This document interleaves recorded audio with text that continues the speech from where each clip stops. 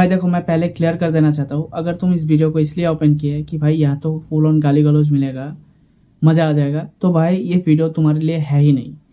और अगर तुम उनमें से भी हो कि भाई इस वीडियो में तो ऐसे ऐसे फैक्ट दिखाए जाएंगे, शायद यहाँ से आर्टिकल आएंगे, यहाँ से आर्टिकल आएंगे, ये बड़े बड़े हेडलाइंस दिखाए जाएंगे, तो भाई ये वीडियो भी तुम्हारे लिए है नहीं। और ऐसा सिर्फ एक ही कर सकता है, और वो इंडिया का नहीं है, बता दूं। चलो बता देता हूँ, जर्मनी का है। बैकग्राउंड में सेंसिटिव म्यूजिक लगा दिया, ये बड़े बड़े आर्टिकल दिखा दिया, तो लोग मानने भी लगते हैं कि भाई इसने तो कुछ अलग ही बता दिया, अब तो हमें मानना ही पड़ेगा। तो इसलिए भाई मैं ऐसे प्रोपेगेंडा में घुसना नहीं चाहता। मैं बस सिंपल टॉपिक पे बात करूंगा, ज्यादा से ज्यादा 240 सेकंड दे देना। यूं लगेगा कि भाई मैंने सोफिया अंसारी की 4 रीलें देख ली। तो भाई कुछ दिन पहले सोशल मीडिया पे मैंने एक पोस्ट किया था कि भाई एक मजबूर बाप चोरी करता है और एक मजबूर माँ अपने जिस्म को बेचता है। तो बताओ इनमें से गलत कौन है? और दोनों ही अपने बच्चों को पालने के लिए ये सब करता है। तो बताओ इनमें से गलत कौन है? क्या लगता है लोगों ने किसको सपोर्ट किया और किसको गलत ठहराया? बताओ, उस माँ को सपोर्ट मिला।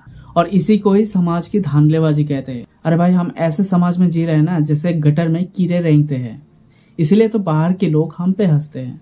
ना तो कभी हम लोगों ने अपने सोच पर चेंजेस लाए, ना ही हमारे परसेप्शन बदला, और ना ही कभी हम लोगों ने अपने ही ओपिनियन को कभी गलत ठहराया। भाई मान लो एक बाप शॉर्टकट में या तो बहुत मजबूरी है कि वो अपने बीवी बच्चों को पाल नहीं पा रहा है, इसलिए चोरी चकेरी लूट ये सब कर रहा है। मैं मानता हूँ ये बहुत गलत है, क्राइम है, लेकिन आप ये देखो एट द एंड वही पैसा अपने बीवी पर खर्च करता है, अपने बच्चों के लिए खर्च करता है। अब दूसरी ओर शादीशुदा महिला, कुछ शादीशुदा महिला, क्योंकि इस कुछ अगर शब्द मेंशन नहीं किया तो कल को जाके मेरे ऊपर ये आएगी कि भाई तू तो मिसोजिनिस्ट है, नारी द्वेष है, और ना जाने क्या क्या धाराएं लग सकता है। अब दूसरी ओर कुछ जो माएँ होती है, कुछ महिलाएं होती है, वो शॉर्टकट या तो बहुत मजबूरी में क्या करती है, चार्ज लेती है घंटे के हिसाब से। अब उसमें क्या होती है मुझे समझाने की जरूरत नहीं है। बेसिकली यही है कि वैसे टाइप की महिलाएं, माएँ हर रोज अपने आप को बेचती है। अब समझ लो, अपने पति से चीट करके प्रोस्टिट्यूट बन जाती है, पैसा कमाती है, अपना शौक पूरा करती है। क्यों? क्योंकि उसके पति बेरोजगार होते हैं, या फिर बेरोजगार भी नहीं तो उसके जो शौक है उस शौक को पूरा करने के हालात में नहीं होता। और अगर पति ने किसी दिन पकड़ लिया तो पहले क्या बताएगी, कायर, फिर उसके बाद डिवोर्स, या फिर उससे भी बुरा हो सकता है तो डोमेस्टिक वायलेंस का केस लगा देगी। अब समाज की धांधलेबाजी देखो, वो जो बाप शॉर्टकट या बहुत मजबूरी में चोरी चकारी कर रहा था, वो अगर किसी दिन पकड़ में आया तो वो समाज के लिए एक अपराधी है, क्योंकि उसने क्राइम किया है। वहीं पर अगर वो महिला जो माँ है, वो शॉर्टकट में पैसा कमा रही है, वो अगर पकड़ में आया तो क्या खेलेगी, विक्टिम कार्ड। उसे समाज को बताने की जरूरत नहीं पड़ेगी, समाज ही बता देगी कि उसकी पति निठल्ला है, बेरोजगार है, कामचोर है, इसलिए वो मजबूरी में ये सब कर रही है अपने बच्चों की पेट पालने के लिए। ये माँ तो महान है जिन्होंने अपने बच्चों के लिए जिस्म तक बेच दिया, और उस माँ को एक योद्धा का खिताब मिल जाती है। क्या समाज है।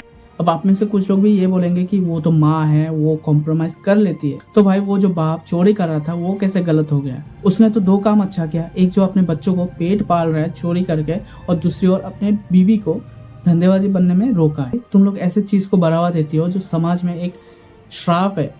भाई जो अपने शरीर को पवित्र मानता है वो अपने जिस्म को कभी बेचेगा नहीं। भाई मैंने ऐसे महिला देखे जो चाय की टपरी में काम करती है, चाय की टपरी लगाती है, झाड़ू पोछा करती है दूसरों को घरों में, वो भी तो आसानी से धंधेबाजी कर सकती है। क्यों बेकार में दूसरे के घरों में जाके बर्तन धोना, गाली खाना? क्यों? ये जो कॉम्प्रोमाइज सेक्रीफाइसेस होती है ना, इसके बीच एक थीन लाइन होती है। कहीं ना कहीं अगर आपने उस लाइन को क्रॉस किया, आप निस्वार्थ बन जाता है कहीं ना कहीं कि आप भी अपने लिए कर रहे हैं। ये जो हम लोग इक्वलिटी की बात करते हैं ना, एक्चुअली इक्वलिटी है ही नहीं। पुरुष समाज इक्वलिटी के नीचे ही है अभी तक, किसी भी चीज में आप देख लेना। तो ये थी आज की कहानी। वैसे आप क्या सोचते हैं कमेंट पे बताना। तो ऐसे कुछ अगर टॉपिक आपके दिमाग में है जो रिलेटेबल हो, सोसाइटी के लिए हो, तो आप मेरे इंस्टाग्राम में जाइए, मुझे मैसेज कीजिए कि भाई इस पे बनाओ, तो मैं जरूर बनाऊंगा।